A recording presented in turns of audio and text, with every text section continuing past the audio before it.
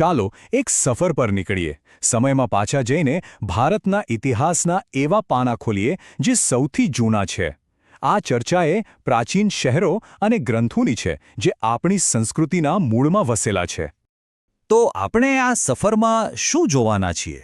પહેલાં તો ખોવાયેલા શહેરોને શોધીશું અને પછી ત્યાંથી આગળ વધીને એ પ્રાચીન જ્ઞાનને સમજવાની કોશિશ કરીશું જે આપણા ગ્રંથોમાં સચવાયેલું છે. તો આપણી આ કહાણી છે ને, એ કોઈ હજારો વર્ષ જૂના સમયથી શરૂ નથી થતી. ના, એની શરૂઆત થાય છે 19મી સદીમાં એક એવી શોધથી જેણે બધાને ચોંકાવી દીધા હતા. જરા વિચારો તો ખરા, એક આખું શહેર જે હજારો વર્ષોથી જમીનમાં દટાયેલું પડ્યું હોય અને એ અચાનક બિલકુલ આકસ્મિક રીતે મળી આવે. કેવું લાગે? પુરાતત્વમાં આવું જ તો થાય છે. ક્યારેક અચાનક થયેલી એક ભૂલ ઇતિહાસના નવા દરવાજા ખોલી નાખે છે. વાત છે 1856ની. પંજાબમાં અંગ્રેજો રેલવે લાઇન નાખી રહ્યા હતા. હવે ટ્રેકના પાટા નીચે નાખવા માટે એમને મજબૂત પથ્થર કે ઈંટો જોઈતી હતી. ખોદકામ કરતાં કરતાં એમને જમીનમાંથી મળી એકદમ ઉચ્ચ ગુણવત્તાની પાકેલી ઈંટોના ઢગલા. એમને તો મજા પડી ગઈ. એમણે તો એ ઈંટોનો ભરપૂર ઉપયોગ કર્યો. પણ એમને સપનામાં પણ ખ્યાલ નહોતો કે આ ઈંટો કોઈ સામાન્ય ઈંટો નથી, પણ એક આખી ખોવાયેલી સભ્યતાના ઘરના અવશેષો છે. અને અહીંયા જે વાત છે ને, એ ખરેખર વિચારવા જેવી છે.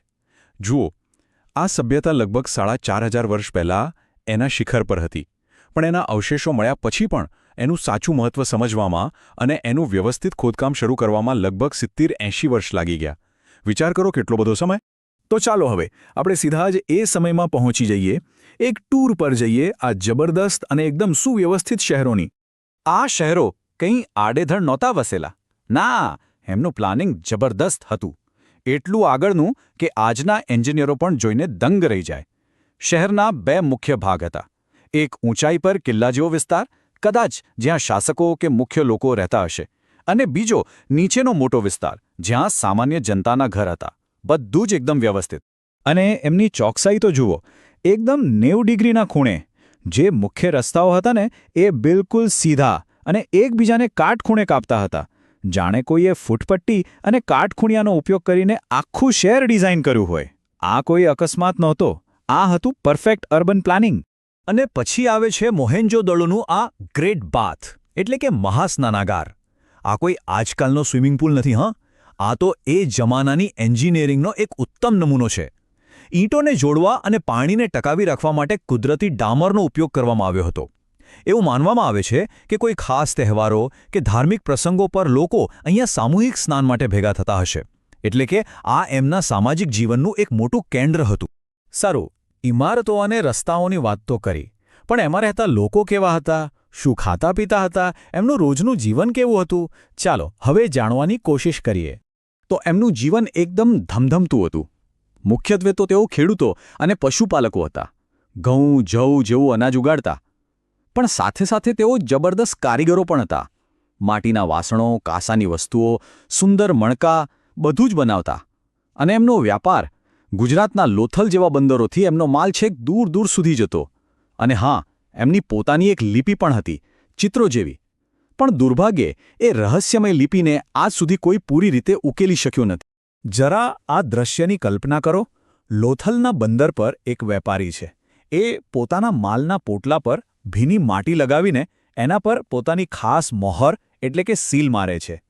પછી એ માલ જહાજમાં ચડે છે અને હજારો કિલોમીટર દૂર મેસોપોટેમિયા એટલે કે આજના ઈરાક સુધી પહોંચે છે. પેલી મોહર એ વાતની ગેરંટી હતી કે માલ અસલી છે અને એની સાથે કોઈ છેડછાડ નથી થઈ. કેટલું એડવાન્સ હતું આ બધું! અને એ લોકો માત્ર વેપારી કે ખેડૂત જ નહોતા, કલાકાર પણ હતા. આપણને જે અવશેષો મળ્યા છે એમાં એમની કલાકારી સ્પષ્ટ દેખાય છે.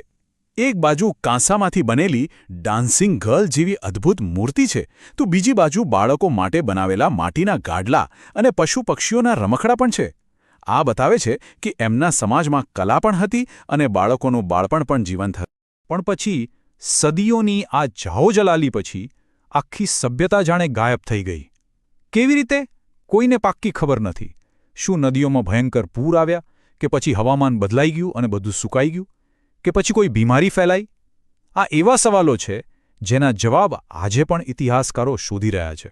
પણ એક વાત નક્કી છે કે આ સભ્યતાના અંત પછી ભારતમાં એક નવા યુગની શરૂઆત થઈ અને એ યુગનો ઇતિહાસ આપણને ઈંટો કે મકાનોમાંથી નહીં પણ ક્યાંક બીજેથી જાણવા મળે છે.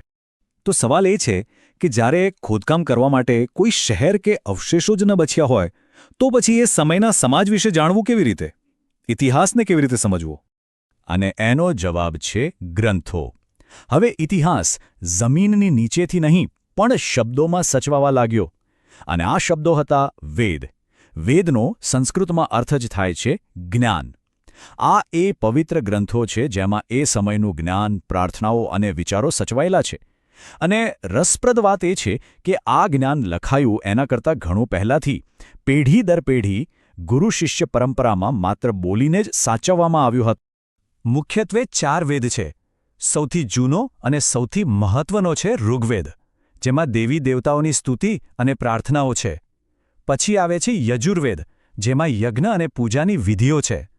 સામવેદમાં એ મંત્રોને કેવી રીતે ગાવા એનું સંગીત છે. અને છેલ્લે અથર્વવેદ, જેમાં રોજિંદા જીવનની સમસ્યાઓ, દવાઓ અને અમુક અંશે જાદુટોણાની વાતો પણ છે. પણ ઇતિહાસ જાણવા માટે ઋગ્વેદ આપણા માટે સૌથી મોટો ખજાનો છે. ઋગ્વેદ આપણને એ સમયની દુનિયામાં લઈ જાય છે. હડપ્પાના શહેરો ખતમ થઈ ગયા પછી જે લોકો હતા એ કેવી રીતે જીવતા હતા, એ કોની પૂજા કરતા હતા, એમનો સમાજ કેવો હતો, આ બધી જ વાતોની ઝલક આપણને ઋગ્વેદમાંથી મળે છે. અને આ જ સમજ ભારતના ઇતિહાસના આગળના પ્રકરણનો પાયો બને છે. તો આપણે આટલી બધી વાત કરી પ્રાચીન શહેરોની અને પછી પવિત્ર ગ્રંથોની, પણ આ બધાનો આજના સમયમાં શું અર્થ છે?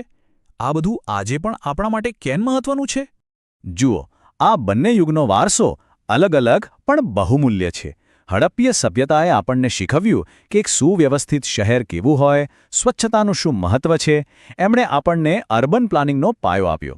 તો બીજી તરફ વૈદિક કાળે આપણને આપ્યા ગ્રંથો, સાહિત્ય અને તત્વજ્ઞાન, જીવનને કેવી રીતે જોવું એના ઊંડા વિચારો આપ્યા. અને આ વારસો માત્ર ઇતિહાસના પુસ્તકોમાં નથી, એ આજે પણ આપણી સાથે છે. સિંધુ ખેડના એ ગ્રીડ પેટર્નવાળા શહેરોનો સિદ્ધાંત આજે પણ ચંદીગઢ જેવા શહેરોના પ્લાનિંગમાં દેખાય છે. અને વેદોમાંથી મળેલું જ્ઞાન, એ વિચારો, એ તો આજે પણ આપણા સમાજ, આપણી સંસ્કૃતિ અને આપણા જીવનનો એક અભિન્ન અંગ છે. તો અંતમાં એક સવાલ એ પણ થાય કે આ પ્રાચીન સભ્યતાઓ, જેમની પાસે આટલી બધી કુશળતા અને આટલું ઊંડું જ્ઞાન હતું, એ આપણને ભવિષ્ય માટે શું શીખવી શકે છે? ભૂતકાળના આ પાનાઓમાંથી આપણે આવતીકાલ માટે શું બોધપાઠ લઈ શકીએ છીએ? આ વિચાર સાથે જ આપણે અહીં અટકી